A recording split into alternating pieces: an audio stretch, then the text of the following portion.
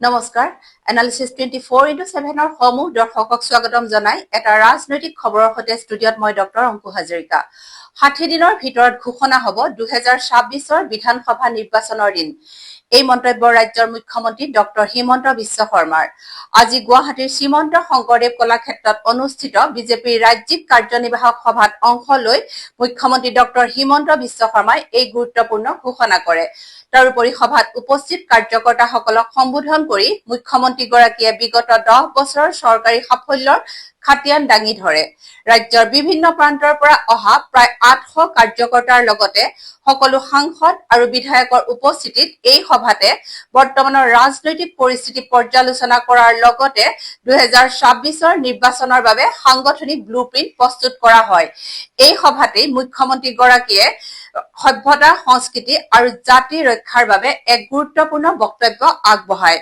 অসমত মিয়া মুছলমান জনসংখ্যা বৃদ্ধিৰ ক্ষেত্ৰত মুখ্যমন্ত্ৰীয়ে আজান ফকীৰ বাক হাজৰিকা সন্দৰ্ভতো আগবঢ়ায় বহু বিস্ফোৰক মন্তব্য তেওঁৰ মতে শংকৰ মাধৱ আছিল শংকৰ আজান নাছিল শংকৰৰ লগত আজানক সংলগ্ন কৰি লাচিতৰ লগত বাক হাজৰিকাক সংলগ্ন কৰি আমাৰ যুঁজখন দুৰ্বল নকৰিব বুলিও আহ্বান মুখ্যমন্ত্ৰীৰ শুনক মুখ্যমন্ত্ৰীৰ এই বক্তব্য কৰিব নালাগে আমিতো আজানৰ দেশৰ মানুহ আমি থাকি কোনো কথা নাই কাৰণ শংকৰ আৰু আজান আছে কেতিয়াবা শংকৰদেৱ আৰু আজান ফকীৰৰ মিটিং হৈছিলে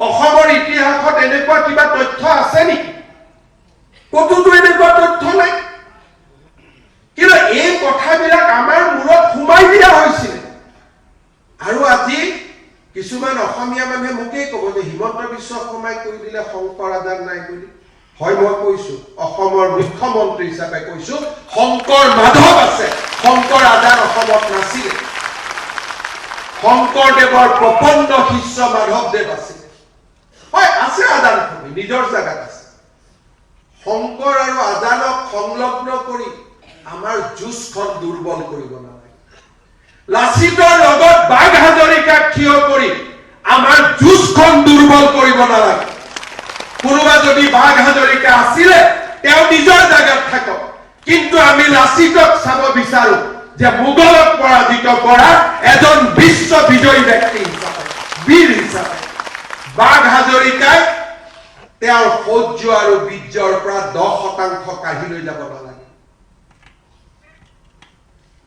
কি বুজোৱা হৈছে যে মোগলক লাচিতে পৰাজিত কৰা নাছিল বাঘ হাজৰিকাৰ বুদ্ধিতহে লাচিতে মোগলক পৰাজিত কৰিলে ক'ৰ পৰা আহিলে এইটো তথ্য কোনে দিলে এইটো তথ্য কোনখন বুৰঞ্জীৰ পৰা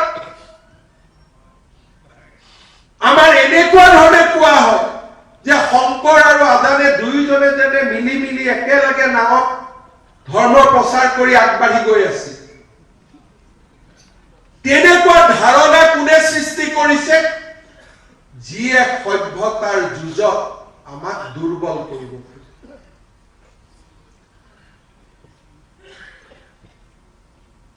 মই একেলগে দুৰ্গা পূজাত যাম বঙালী মানুহজনো একেলগে দুৰ্গা পূজাত যাম দুৰ্গা গোসানীক আমি দুয়োজনে একেলগে সেৱা কৰিম কিন্তু আমি দুইজন শত্ৰু আৰু বাংলাদেশৰ পৰা অহা সকল হল আমাৰ বন্ধু এই থিয়ৰিটো কেনেকুৱা আমি একেলগে কম গুৰু ব্ৰহ্মা গুৰু বিষ্ণু আমি একেলগে সৰস্বতী মাক পূজা কৰিম আমি একেলগে দুৰ্গা পূজাত পূজা কৰিম সৃষ্টি সৃষ্টি বিনাশনী গুণাশ্ৰয়ী গুণাময়ী আমি একেলগে কম কিন্তু ওলাই আহি কম এওঁ বঙালী দেই এওঁ অসমীয়া আৰু যিসকলে আমাৰ লগত একেলগে দুৰ্গা পূজা নকৰে একেলগে নাম নকৰে পাল নাম নকৰে তেওঁলোক আমাৰ বন্ধু কাৰণ আমি শংকৰ আৰু আজানৰ দেশৰ মানুহ ই কেনে ধৰণৰ পলিটিকেল ডেফিনেশ্যন ই কি ধৰণৰ ৰাজনৈতিক সংজ্ঞা জাতিটোক ভিতৰৰ পৰা দুৰ্বল কৰা সভ্যতাৰ যুঁজত আমাক ভিতৰৰ পৰা দুৰ্বল কৰা এয়া ষড়যন্ত্ৰৰ বাহিৰে আন একো নহয় সেই মই দীৰ্ঘায়িতভাৱে ক'ব পাৰোঁ শংকৰ আৰু আজান নহয় শংকৰ আৰু মাধৱ আজান ফকীৰ সন্মান কৰোঁ তেওঁ নিজৰ জাগাত থাকিব কিন্তু শংকৰৰ লগত তেওঁৰ বৈশিষ্ট্য ক'ত শংকৰৰ লগত তেওঁৰ আদৰ্শৰ সমন্বয় ক'ত মইতো পঢ়ি শুনি আদৰ্শৰ সমন্বয় দেখা নাই আপোনালোকে বিশ্বাস কৰে নেকি যে বাঘ হাজৰিকা নাথাকিলে লাচিত বৰফুকনে জিকিব নোৱাৰিলে কোনোবা অসমীয়াই ভাবে নেকি যে বাঘ হাজৰিকা নামৰ কাল্পনিক চৰিত্ৰটো নাথাকিলে লাচিত বৰফুকন মোগলৰ বিৰুদ্ধে যুদ্ধত বিজয়ী হ'ব নোৱাৰিলে কিন্তু আজি আমাৰ মূৰত কৌশলগতভাৱে সোমোৱাই দিয়া হৈছে যে বাঘ হাজৰিকাই ঔৰংজেবৰ পৰা বুদ্ধি লৈ আহিছিল কেনেকৈ অস্ত্ৰ বনাব লাগে শিকাইছিল আৰু আজি যদি লাচিত জিকিছে গিভ দ্য ক্ৰেডিট টু বাঘ হাজৰিকা এইবিলাক সাধাৰণ কথা নহয় বাওপন্থী লোকসকলে আমাৰ জাতিটোক ভিতৰৰ পৰা দুৰ্বল কৰা অহৰহ ষড়যন্ত্ৰ আজি তেওঁলোকে আজি অসমৰ বহু মানুহে কাৰ্বি আংলঙৰ গণ্ডগোল হ'ল নেপাল সদৃশ মৰাণে আন্দোলন কৰিলে নেপাল সদৃশ এতিয়া মোক প্ৰশ্ন কৰক নেপালতো আন্দোলন হৈ গ'ল নেপালত আন্দোলনৰ পিছত নেপালৰ প্ৰতিজন যুৱকে চৰকাৰী চাকৰি পাইছে নেকি নেপালৰ ৰাস্তা ঘাটবিলাক পকী হৈ গ'ল নেকি নেপাল কি বিশ্বৰ আটাইতকৈ অৰ্থনৈতিক শক্তি হ'ল নেকি আপোনালোকে নেপালৰ বিপ্লৱলৈকে ক'ব কিন্তু নেপালৰ বিপ্লৱৰ পিছত নেপালৰ কি পৰিৱেশ হ'ল সেইখিনিও লাইভ টেলিকাষ্ট কৰি আমাক দেখাওক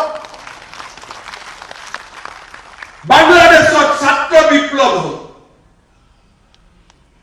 বাংলাদেশত ক্ষমতা উৎখাত কৰিলে হাসিনা ওলাই আহিলে ইমানলৈকে ঠিক আছে কিন্তু তাৰ পিছত কি বাংলাদেশখন বিশ্বৰ মহাশক্তিত পৰিণত হ'ল তাৰ পিছৰ বাংলাদেশখনৰ কথা আপোনালোকে কিয় নকয় হিন্দুক জীৱনতে অগ্নিদগ্ধ কৰা হ'ল ছাত্ৰ আন্দোলন নহলে হয়তো দীপু দাসৰ কেতিয়াও মৃত্যু নহলে আপুনি উদাহৰণ আমাক দেখুৱাওক আন্দোলনলৈকে বিপ্লৱলৈকে বিপ্লৱৰ পিছৰ পৃথিৱীখন আমাক দেখাওক সেই বিপ্লৱ নহয় যি বিপ্লৱৰ সমাপ্তি জনসাধাৰণৰ কল্যাণেৰে নহয়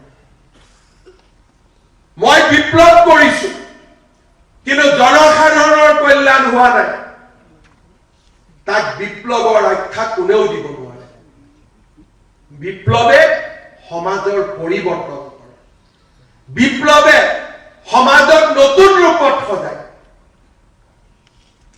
আৰু নৰেন্দ্ৰ মোদীৰ নেতৃত্বত 2014 ভাৰতত যি বিপ্লৱ আৰম্ভ হৈছে সেই বিপ্লৱে আজি সমাজৰ পৰিৱৰ্তন কৰিছে 2016 চনত অসমৰ ৰাইজে যি বিপ্লৱ কৰিছিলে সেই বিপ্লৱে আজি জাতিটোক জীয়াই থকাৰ প্ৰাণ দিছে নেপালৰ দৰে আন্দোলন বাংলাদেশৰ দৰে আন্দোলন অসমীয়াই কৰিছে ৰাজপথত নহয় বেলতত আৰু সেই আন্দোলনে কংগ্ৰেছক পৰাজিত কৰি এখন নতুন অসমৰ স্বপ্ন মানুহৰ মাজলৈ লৈ আহিব পাৰিছে আমাক তেনে বিপ্লৱৰ প্ৰয়োজন যি বিপ্লৱে আমাৰ জননী জন্মভূমিক সুৰক্ষিত কৰিব পাৰি যি বিপ্লৱে আমাৰ ৰাজ্যখনক আগুৱাই লৈ যাব পাৰিব যি বিপ্লৱে এটা টকাও কাকো ঘোষ নিদিয়াকৈ 2 লাখ লৰাই চৰকাৰী চাকৰি পাব পাৰে তেনে বিপ্লৱ আজি অসমীয়াক প্ৰয়োজন প্ৰতিটো দিনতে ষড়যন্ত্ৰৰ শেষ নাই প্ৰতিটো দিনতে যোৱা 6 মাহ 7 মাহ তেওঁলোকে সমুখ সমৰত নামিছে যে আমি ষড়যন্ত্ৰ কৰিম আৰু বিজেপিক আমি পৰাজিত কৰিম। কাৰণ জনবলেদি তেওঁলোকে আজি বিজেপিক হৰুৱাব নোৱাৰে। অসমৰ মানুহ বিজেপিৰ লগত আছে। সেইকাৰণে সাধাৰণ মানুহক আমি বিপথে পৰিচালিত কৰোঁ। বিজেপিৰ পৰা নিশ্চিত বিজয় আমি ষড়যন্ত্ৰৰে কাঢ়ি লৈ যাওঁ। তাৰ বাবে যোৱা 6 মাহে এছাম লোক দিনে ৰাতিয়ে ষড়যন্ত্ৰত মগ্ন হৈছে। হাজাৰটা কথা, ইটো হোৱা নাই সিটো হোৱা নাই। 5টা বছৰত বহুত চৰকাৰ মানুহে দেখিছে। 5টা বছৰত যি কৰিব পাৰি তাতকৈ 1% কম কৰা হোৱা নাই। সকলোৱে দেখিছে, সকলোৱে বুজি পাইছে। কিন্তু তাৰ পিছত কেনেকৈ চৰকাৰ বিজেপিক ডিসক্ৰেডিট কৰিব পাৰে,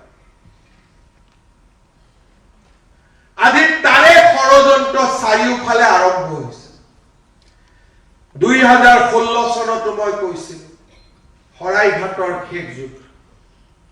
যিমান দিনলৈ অসমীয়াই যুঁজি থাকিব সিমান দিনলৈ অসমীয়া জীয়াই থাকিব। কিমান দিন যুঁজিব লাগিব? যিমান দিনৰ বাবে যুঁজাৰ প্ৰয়োজন হ'ব সিমান দিন যুঁজি থাকিব। শেষ আমি ক'ত আছে নাজানো। কাৰণ আমাৰ পূৰ্বসূৰীৰ ৰাজনীতি কৰা ব্যক্তিসকলে অসমখন কাৰোবাক গতাই দিলে।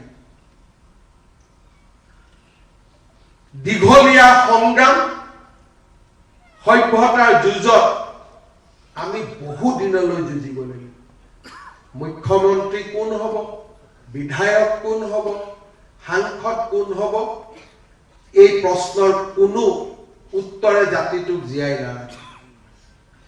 আজি জাতিটোক ভাৰতীয় জনতা পাৰ্টিৰ দৰে আপোচবিহীন লোকৰ প্ৰয়োজন আছে, যি যিকোনো কাৰণতে আত্মসমৰ্পণ নকৰে, শেষ দিনটোলৈকে যুঁজিব বিচাৰে, শেষ দিনটোলৈকে যুঁজিব বিচাৰে। আৰু তেনেকুৱা অজস্ৰ লোকৰ প্ৰেৰণাৰ আমি প্ৰতীক হ'ব লাগিব। মানুহক আমি বুজাব লাগিব যে বিজেপিয়ে নিজৰ স্বাৰ্থৰ ওপৰত গৈ জাতিটোক জীয়াই ৰখাৰ সংগ্ৰামত লিপ্ত হৈছে।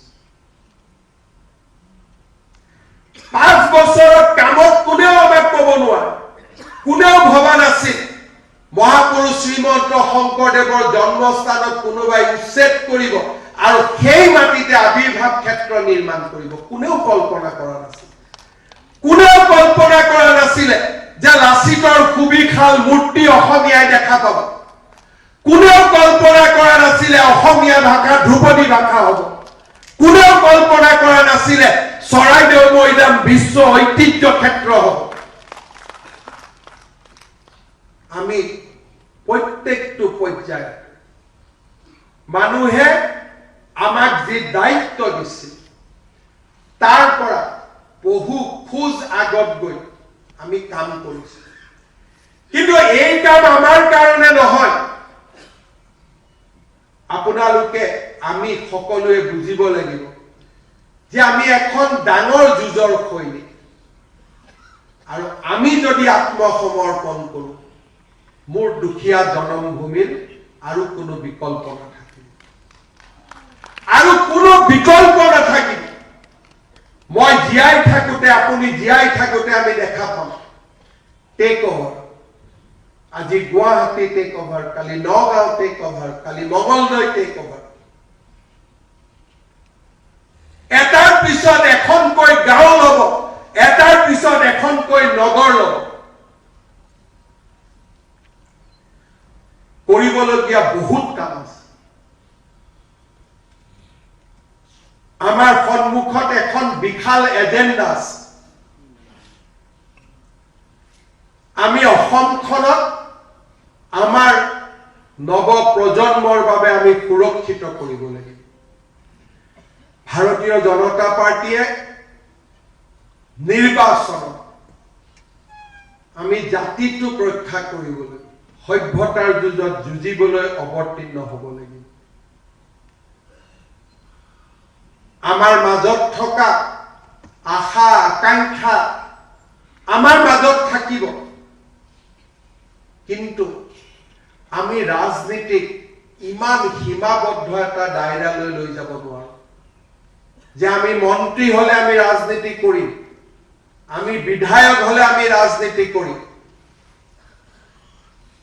জাতিটোক জীয়াই ৰখাৰ বাবে আমি সকলোৱে সামগ্ৰিকভাৱে যুঁজিব লাগিব। কাৰণ আজিও যদি দৰং, নগাঁও, মৰিগাঁও, নলবাৰী, বৰপেটা অসমীয়া লোকসকলক সোধে এনেধৰণৰ জীয়াই থকা কিমান কষ্ট, তাক আপোনালোকে নিজে শুনিবলৈ পাব। নিজৰ দেশত নিজৰ জন্মভূমিত যেতিয়া ক্ৰমে দ্বিতীয় শ্ৰেণীৰ নাগৰিক হ'ব লাগে, জীয়াই থকাৰ কিমান ডাঙৰ কলংক, তাক বুজিবলৈ বহু দূৰ যাব নালাগে। আমাক এটা কলংকিত জীৱন লাগে নে আমাক এটা সুৰক্ষিত জীৱন লাগে? আহিবলগীয়া নিৰ্বাচন আমাৰ বাবে এই প্ৰশ্নৰ আমাক উত্তৰ দিব। আজি কংগ্ৰেছৰ মঞ্চৰ পৰা যেতিয়া ক'ব পাৰে যে 48খন আসন ৰিজাৰ্ভেশ্যন লাগে, কালি সেই কংগ্ৰেছ দলে ক'ব পাৰে যে অসমৰ প্ৰথমজন মুখ্যমন্ত্ৰীও আমাৰ সম্প্ৰদায়ৰ পৰা হ'ব লাগে। বাধা ক'ত পোৱা? তেওঁলোকে যদি আসন জিকিব পাৰে, হোৱাততো কোনো অসুবিধা নাই। আৰু চাওঁতে চাওঁতে সাদুল্লাৰ পৰা কাঢ়ি অনা চকীখন আকৌ সাদুল্লালৈ গতি কৰিব। বৰদৈৰে সাদুল্লাৰ পৰা চকীখন কাঢ়ি আনিছিল, আৰু আজিৰ অসমীয়াই আমি সাদুল্লাক চকীখন আকৌ এবাৰ পাৰি দিম। আমাৰ জীৱনকালত ইয়াক আমি হ'ব দিব নোৱাৰো, আৰু সেইকাৰণে আমি যুঁজিব লাগিব। দৰিদ্ৰ জনগণৰ বাবে আমি কাম কৰিম, মধ্যবিত্ত সমাজৰ বাবে কাম কৰিম, বিকাশৰ গংগাৰে অসম মাতৃৰ চৰণ ধোৱাম। কিন্তু তাৰ পিছত মোৰ স্বদেশ আৰু মোৰ স্বজাতিক মই জীয়াই ৰখাৰ বাবে মই যুঁজিব লাগিব। কোনোবাই যুঁজিব লাগিব, আৰু আমাৰ দেশখন আৰু জাতিটোক আমি বচাব লাগিব। ভাৰতীয় জনতা পাৰ্টিৰ কাৰ্যনিৰ্বাহক বৈঠক আৰু 60টা দিন পিছত আমাৰ নিৰ্বাচনত বুথ জিকিব, মণ্ডল জিকিব, বিধায়ক হ'ব, ই ৰাজনৈতিক কথা। এই নিৰ্বাচনত স্বদেশ আৰু স্বজাতিৰ মংগলৰ বাবে আমি জিকিব লাগিব। সেই সংকল্প আটাইতকৈ প্ৰথম। স্বদেশ আৰু স্বজাতিৰ মংগল দুৱাৰ আমি মুকলি কৰি ৰাখিব লাগিব। নৱ প্ৰজন্মই, মোৰ লৰাই যাতে মোক প্ৰশ্ন কৰিব নোৱাৰে যে দেউতা তুমি মুখ্যমন্ত্ৰী হৈ থাকোতে আমাৰ আজি এনেকুৱা অৱস্থা। আপোনালোকৰ লৰাই যাতে আপোনালোকক প্ৰশ্ন কৰিব নোৱাৰে তোমালোক বিজেপিত থাকোতে আজি আমাৰ জাতি মাটি ভেটি নোহোৱা। কিমান দিন জ্বলি থাকিম আমিও নাজানো, কিন্তু আমি জ্বলি থকাৰ প্ৰচেষ্টা কৰিব লাগিব। আমি জ্বলি থাকিব লাগিব যেতিয়ালৈকে আমি শেষ হৈ নাযাওঁ। ঘন ঘোৰ অন্ধকাৰৰ মাজতো কৰবাত যেতিয়া এটা পোহৰ দেখা পায়, সেই ৰাস্তা দি চাইকেল চলাই যোৱা মানুহজনৰ মনত এটা আত্মবিশ্বাসৰ সৃষ্টি হয় যে কোনোবা মোৰ এই গোটেই অন্ধকাৰ হাইৱে, দুইফালে পথাৰ, তাৰ মাজতো এটা চাকি জ্বলি আছে, তাৰমানে কোনোবা এজন আছে, মই অকলে নহয়। আপোনালোকে কল্পনা কৰক, গাঁৱৰ এটা ৰাস্তাৰ মাজেৰে গৈ আছে ৰাতি 12 বজাত, একো নাই, চাৰিওফালে ঘন ঘোৰ অন্ধকাৰ। মই চাইকেল চলাই আছো, মোৰ লাগিছে ময়ে আছো, যেনে তেনে ঘৰ গৈ পাব লাগে। সেই যাত্ৰা পথত দূৰত যেতিয়া আমি দেখা পাওঁ এটা কৰবাত চাকি জ্বলি আছে, মনত বিশ্বাস হয় যে নহয় কোনোবা এজন আছে, মই চিঞৰ এটা মাৰিলে শুনা পাম। অসমীয়া জাতিয়ে যেতিয়া দুখ আৰু বিপদৰ মাজত পথাৰখনৰ সেই চাকিটোলৈ চাব, ভাৰতীয় জনতা পাৰ্টীয়ে সেই চাকিটোক প্ৰতিনিধিত্ব কৰি জিলিকি থাকিব লাগিব। অসমীয়া লোকৰ বাবে আশাৰ বন্তি হৈ আমি জ্বলি থাকিব লাগিব। জাতি মাটি ভেটিক ৰক্ষা কৰাৰ বাবে আমি সংঘৰ্ষ কৰিব লাগিব। আমি যুঁজিম আৰু নিশ্চিতভাৱে আমি জিকিম। যদি লাচিতে নৰিয়াৰ দেহেৰে মোগলক পৰাজিত কৰিব পাৰিছিল, আজি অসমীয়া জাতি অকলশৰীয়া নহয়, অসমীয়া জাতি দুৰ্বল নহয়। অসমীয়া জাতিৰ লগত আজি নৰেন্দ্ৰ মোদী আছে, অসমীয়া জাতিৰ লগত আজি অমিত শ্বাহ আছে। ভাৰতীয় জনতা পাৰ্টীৰ এই গৌৰৱময় মঞ্চৰ পৰা পুনৰ এবাৰ মই আপোনালোকক আহ্বান জনাম, এই নিৰ্বাচন আশা আকাংক্ষাৰ নহয়, এই নিৰ্বাচন সমৰ্পণ। এই নিৰ্বাচন আকৌ এবাৰ জাতিটোৰ বাবে সমৰ্পণ কৰাৰ নিৰ্বাচন, এঘৰি যুঁজাৰ নিৰ্বাচন। অসমীয়া ভাৰতীয় সত্তাক, সনাতন সত্তাক জীয়াই ৰখাৰ এই নিৰ্বাচন। আৰু এই যুঁজৰ একোজন সৈনিক হিচাপে ২৬ চনলৈ সাজু হওক। নিৰ্বাচনত আমি জিকিম। প্ৰত্যেকজন সনাতনে আমাক ভোট দিব, তাক মোৰ কোনো সন্দেহ নাই। প্ৰত্যেকজন ভাৰতীয়, প্ৰত্যেকজন অসমীয়াই আমাক ভোট দিব। মই প্ৰবল আত্মবিশ্বাসী। নিৰ্বাচনৰ ফলাফল মে' মাহত দিব পাৰে, মই আজিয়ে জানো। কাৰণ অসমীয়া মানুহে যদি এতিয়া শেষবাৰৰ বাবে কাবাক বিশ্বাস কৰে, তাৰেই নাম হৈছে ভাৰতীয় জনতা পাৰ্টি। কাৰোবাক যদি শেষ যে এইখনে আমাৰ শেষ নাও, ইয়াৰ এই নাৱেদি যদি আমি পাৰ হ'ব নোৱাৰো আৰু আমাৰ মাজত কোনো আশ্ৰয় নাই, সেই শেষ নাওখনক প্ৰতিনিধিত্ব কৰে ভাৰতীয় জনতা পাৰ্টি। আপোনালোকে সেই ৰাস্তাৰে, সেই পথেৰে স্বদেশ আৰু স্বজাতিক ধুনীয়া কৰক। নিৰ্বাচনত আমি জিকিবই লাগিব। হাৰা আমাৰ বাবে ৰাস্তা নহয়, পৰাজয় আমাৰ বাবে অপচন নহয়। আমি জিকিবই লাগিব, নিজৰ বাবে নহয়, সনাতনক জীয়াই ৰখাৰ বাবে, অসমীয়া ভাৰতীয়ক এই পবিত্ৰ মাটি জীয়াই ৰখাৰ বাবে এই নিৰ্বাচনত আমি যুঁজিব লাগিব, জিকিব লাগিব। বহুত বহুত ধন্যবাদ। বন্দে মাতৰম। হয়, এয়া আছিল আমাৰ ৰাজ্যৰ মুখ্যমন্ত্ৰীৰ বক্তব্য। এতিয়া সিদ্ধান্ত আপোনালোকৰ। মুখ্যমন্ত্ৰীৰ এই বক্তব্য অসমবাসীয়ে কিদৰে গ্ৰহণ কৰে সেয়া লক্ষণীয় হ'ব। আৰু ইয়াৰ লগে লগে মই ডক্টৰ অংকু হাজৰিকাই বিদায় লৈছো। চাই থাকিব আপোনালোকৰ প্ৰিয় চেনেল এনালিচিছ 24x7।